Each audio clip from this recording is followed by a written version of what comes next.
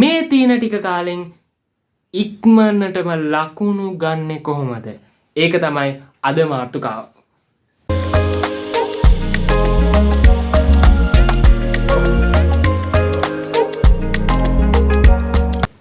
මගෙන් කීප දෙනෙක්ම මේ ගැටලුව අහලා දුණා. අයියේ කොහොමද ලකුණු ගන්නෙ? අයියේ කොහොමද ලකුණු වැඩි කරගන්නේ? ඊළඟට අයියේ කොහොමද S මට්ටමින් C මට්ටමට යන්නේ? පේල් මට්ටමින් S මට්ටමට යන්නේ? ගොඩාක් ප්‍රශ්න අහලා තිබුණා. ඉතින් පොරොන්දුනා වගේ ඔයාලා අහපු හැම ප්‍රශ්නයකටම වගේ මම විසඳුම් දෙන්න බලාපොරොත්තු වෙනවා. අපි යමු වීඩියෝ එකට.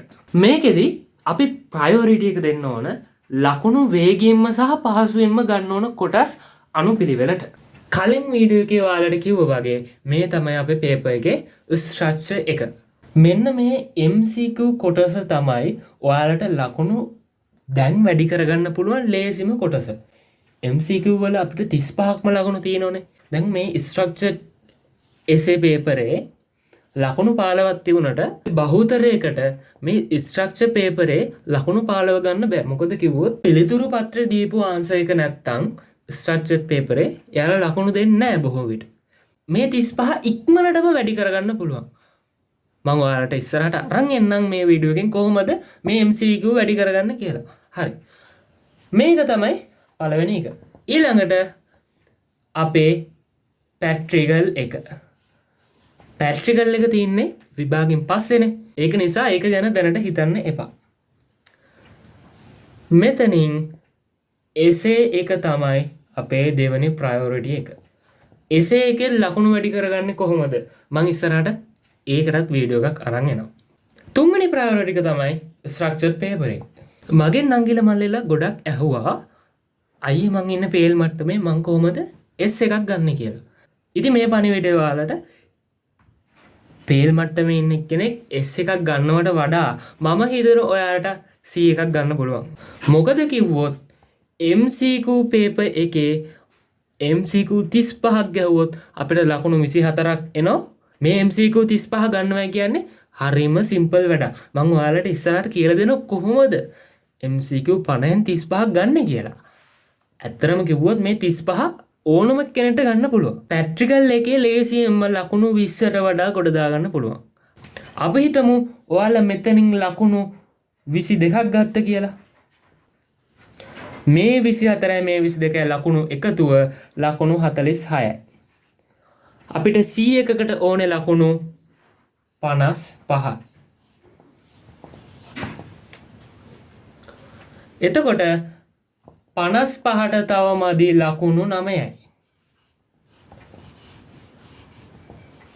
ස්ට්‍රක්චර් එකටයි essay එකටයි සම්පූර්ණ ලකුණු 35ක් එනවා. එතනින් ලකුණු 9ක් ගන්නවයි කියන්නේ මං හිතන්නේ අමාරු වැඩක් කියලා.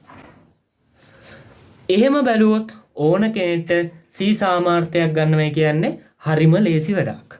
ඉතින් මම මේ කියන්නේ ලකුණු අඩු මට්ටමේ ඉන්න කට්ටියට ඔයාලා දැනට S එකට ටාගට් කරනවා නම් C එකක් ගන්නවයි කියලා හිතා ගන්න. මෙතනින් ඉස්සරහට මම මේ වීඩියෝ එක ફોකස් කරන්නේ මේ MCQ කොටසේ ලකුණු කොහොමද වැඩි කරගන්නේ කියලා. මම ඔයාලට ටාගට් එකක් දුන්නනේ. ටාගට් එක තමයි MCQ 35. ඕන කෙනෙක්ට මේ 35 පන්නන්න පුළුවන්. 35න් එහා ගන්න එක තමයි ටිකක් මහන්සි වෙන්න ඕන. මම ඔයාලට MCQ 35ක ටාගට් එකක් දෙන්නේ. අඩුම මට්ටමේ ඉඳලා වැඩි එක්කෙනෙක්ට එනවනම් දැනටමත් 35 මට්ටම රේජ් කරපො නැත්නම් 35ට වඩා වැඩියෙන් ලකුණු ගන්න ළමයි ඔයාලගේ ටාගට් එක මීට වඩා වැඩි වෙනවා. හරිද? මේ MCQ 35 අතරේ ලකුණු ගන්න පුළුවන් කොටස් දෙකකට මං මේක බෙදනවා. එතනින් පළවෙනි කොටස මේ කොටසට අයිති වෙන්නේ ඔයාලට ලේසියෙන්ම ලකුණු ගන්න පුළුවන් MCQ කොටස්. මං උදාහරණයක් කිව්වොත් ඔයාලා පාස් පේපර් ටික බැලුවොත් පාස් පේපර් ටික ඇතුලේ ඔයාලට බලා ගන්න පුළුවන් ඒ MCQ කොටස් ඒ විදිහටම ඊළඟ පේපරේ එන අවස්ථා අපිට බලා ගන්න පුළුවන්. උදාහරණයක් වශයෙන් 2024 පේපරේ මේ වගේ පාස් පේපර් වල කලින් ආපු ප්‍රශ්න ගොඩක් ඇවිල්ලා තිබුණා. ඊළඟට මොඩල් පේපර් වල ප්‍රශ්න මං මේ කියන මොඩල් පේපර් ගණයට අයිති වෙන්නේ රජයෙන් අවුරුද්දක් පාසා නිකුත් කරන මොඩල් පේපර් එක. මේ මොඩල් පේපර් කරන එකේ වටිනාකම කොච්චරද කිව්වොත් 2015 ප්‍රශ්නයක් 2024 පේපරයට ඇවිල්ලා තිබුණා. ඒ වගේ ප්‍රශ්න ගොඩක් හොඳට බැලුවොත් මේ මොඩල් පේපර් වල තියෙන MCQ වලින් අපේ A level පේපරයට එනවා බලා ගන්න පුළුවන්. ඊළඟට සමහර පාඩම් තියෙනවා එකම කොටසෙන් එකම විදියට ලකුණු වෙන කොටස්. උදාහරණයක් වශයෙන් කාල ගුණය පාඩම ගත්තොත් ඒකෙන් හැමදාම අහන ප්‍රශ්න කාණ්ඩයක් තියෙනවා එකම තැනින් වගේ. ඒ ටික කැච් කරගත්තොත් ඔයාලට පුළුවන් මම මේ කියන පළවෙනි කාණ්ඩයට අදාළ MCQ 35න් අදාළ MCQ ලකුණු ටික ගන්න. දෙවනි කොටසේ MCQ ටික ඔයාලා ගන්නෙ මෙන්න මේ විදිහට. ඔයාලා MCQ පේපර් එකක් ගන්න. බොහෝ දුරට මේක මොඩල් පේපර් එකක් වෙන්න පුළුවන්, පාස් පේපර් එකක් වෙන්න පුළුවන්, ඒ වගේම පළාත් පේපර් එකක් වෙන්න පුළුවන්. ඒ MCQ පේපරේ අරගෙන ටයිමින් තියලා මේ පේපරේ ලියන්න ඕන. ඊගාවට ඔයාලා ඒ කරපු පේපරේ හරි වැරදි බලන්න. ඊට පස්සේ වැදගත්ම කොටස තමයි ඒ පේපරේට විවරණය ගහන එක.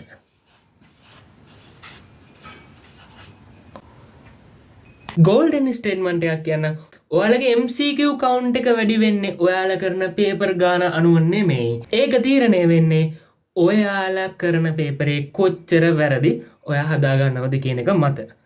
ඉතින් උදාහරණයක් කිව්වොත් ඔයා හිතන්න ඔයා කරන පේපර් MCQ 30ක් හරි ගියයි කියලා. එතනින් ඔයාට තව 20ක් වැරදි. ඔයා මේ MCQ 30 ගැන මේ වද වෙන්න ඕන මෙන්න මේ කියන MCQ 20 මත. මොකද කිව්වොත් ඔයාගේ ඊළඟ පේපරේ ලකුණු එන්නේ මෙන්න මේ MCQ 20න්. ඔයා මේ MCQ 20ම පුළුවන් කරගත්තොත් ඔයාලා ඊළඟ කරන පේපරේ ලකුණක් හරි වැඩි වෙනවා. මෙන්න මෙහෙමයි ඔයා මේ MCQ 20 පුළුවන් කරගන්නේ. ඔයා මේ MCQ 20 ඔයාගේ නෝට් එකකින් හරි ටීචර්ස් ගයිඩ් එකකින් හරි පැට්‍රිකල් ගයිඩ් එකකින් හරි හොයලා පුළුවන් කරගන්න ඕන. මේ විවරණය කියන එක හරිම සරල දෙයක්. විවරණයක් කියන්නේ ඔයාලා කරපු පේපර් එක බැරි දෙයක් පුළුවන් කරගත්තට පස්සේ ඒ විශේෂ පොයින්ට් එක අමතක වෙයි කියලා ඔයාලා ලියන පොඩි සටහනක්. ඔයා මේ MCQ 20ම පුළුවන් කරගත්තට පස්සේ ඊළඟ පේපරේට බහින්න තමයි තියෙන්නේ. දැන් ඔයා විවරණය ලියලා ඉවරයි. මේකෙදි ඔයාලගේ ලකුණු මට්ටම ටික ටික වැඩි වෙන අතරේ ඔයාලා ගහන විවරණ ඒ වගේම අඩු වෙනවා. මොකද කිව්වොත් ඔයාලා හරියට ගහපු MCQ 30ක් තියෙනවා දැන්. ඒකින් මේ 20ත් පුළුවන් කරගත්තා. හරියට ඔයාලා අධ්‍යයනය කරලා බැලුවොත් ඔයාලගේ MCQ බහුතරයක් වැරදෙන්නේ එකම කොටස් වලින්. ඉතින් මේ 20 ඔයා හරියට කරගත්තොත් ඔයාට පුළුවන් ඊළඟ පේපරේ 30ට වඩා ඔයාලගේ MCQ හරියනවා. එතකොට ඒ සමගම ඔයාගේ ලකුණු වැඩි වෙන අතරේ MCQ විවරණ ගාන අඩු වෙනවා. ඔයාලා හිතන්න ඔයාලා MCQ 40ක් ගැහුවයි කියලා. ඔයාලට විවරණ ගහන්න තියෙන තව MCQ 10ක. මම දැන් ඔයාලට පුංචි රහසක් කියන්න යන්නේ. ඔයාලා දැන් බය වෙලා ඉන්නවනම් මට මේ තියෙන කාලේ මදි. මං කොහොමද මෙච්චර පොඩි කාලෙකින් මෙච්චර රිසල්ට් එකක් ගන්නෙ කියලා. මෙන්න මේක මතක තියාගන්න. ඔයාලා කලින් කාර්තු ගත කරපු විදියට නෙමේ මේ මාසෙ ගෙවිලා යන්නේ. මොකද කිව්වොත් උම්මනාවක් තියෙන හැම ළමයෙක්ගෙම වගේ එෆිෂියන්සි එක වැඩි වෙනවා. ඒ වගේම තමයි ඔයාලා විභාගෙට දවස් 5ක් විතර තියලා සබ්ජෙක්ට් 3ම කරන එක නවත්තලා එක සබ්ජෙක්ට් එකක් සම්පූර්ණයෙන්ම අධ්‍යයනය කරන්න බහින්න ඕන. දැන් ඔයා සබ්ජෙක්ට් 3ම අධ්‍යයනය කරන නිසා ඔයා එක සබ්ජෙක්ට් එකකට බැස්සොත් ඔයාට කොයි වෙලෙත් හිතෙනවා අයියෝ අර සබ්ජෙක්ට් එකේ කොටසක් තියෙනවා මේ සබ්ජෙක්ට් එකේ කොටසක් තියෙනවා මම කොහොමද කරන්නේ? හැබැයි විභාගෙට කලින් අර විදිහට අපි සබ්ජෙක්ට් 3ම කරන එක නතර කරන නිසා අපිට අමතර කාලයක් ලැබෙනවා. මේකෙදි විශේෂයෙන්ම වාසිය ලබා ගන්න පුළුවන් ICT ළමයි. මොකද කිව්වොත් ඇග්‍රි කරන ළමයිට BST පේපරේ ඇග්‍රි පේපරේ එක ළඟ දවස්වල වැටෙන්නේ. හරි. ඔයාලා බය වෙන්න එපා. මොකද කිව්වොත් ඔයාලට පුළුවන් වැඩි කාලයක් තියලා සබ්ජෙක්ට් ඔක්කොම කරන එක නතර කරලා ෆුල් ફોකස් එක අදාළ සබ්ජෙක්ට් එකට දෙන්න. පොඩ්ඩක් බය වෙන්න එපා. මේ ගෙවන කාලේ මාසයක් වුණාට මාස 5ක 6ක වැඩ මේ පොඩි මාස ඇතුළත වෙනවා. මේ වීඩියෝ එකේදී මම ඔයාලට අරන් ආවේ කොහොමද මේ තීන පුංචි කාලෙන් ඉහළම රිසල්ට් එකක් ගන්න කියලා. ඒ වගේම මේ වීඩියෝ එකෙන් මම ફોකස් කරේ MCQ කොටසට. ඉදිරි වීඩියෝ වලින් ස්ට්‍රක්චර්ඩ් essay ඒ වගේම ප්‍රැක්ටිකල් වලට අදාළ කොටස් අරන් එනවා. ඔයාලට මේ වීඩියෝ එකේ මම කියලා දුන්න දේක් තේරුම් නැත්නම් ඒ වගේම ඔයාලට මොන හරි ගැටලු තියෙනවා කමෙන්ට් එකක් දාන්න. මට ඕන මේ වීඩියෝ බලලා එක්කෙනෙක් හරි ගොඩ යනවා නම් ඒක තමයි මගේ සතුට. හරි. ඉතින් ගිහින් එන්න ඊළඟ වීඩියෝ එකෙන් ඉක්මනටම හමු වෙමු.